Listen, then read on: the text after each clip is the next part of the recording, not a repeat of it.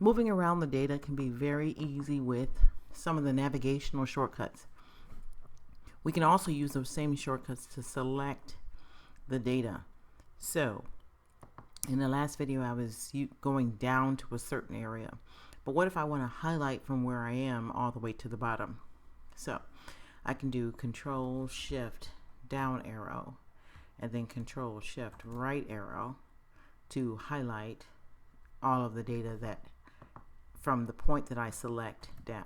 So for instance, suppose I wanted to start with cell address A10 and I wanted everything below A10. I could do Control Shift right, down arrow, and then I wanted to go, well, let's start one column over as well. So let me get back up to the top very quickly. I'll do Control Home to get me up to the top. And let's start from this point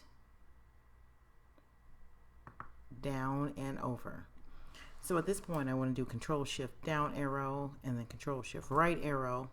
And as you can see, if I use my scroll bar to show you that this has selected the data only from where I started highlighting. And as you can see, this is one of the reasons I don't like to use the scroll bar because it takes too long. But I wanted to show you that I started from B8 and went all the way over to column G, and then selected from B8 all the way down to I believe it was 277.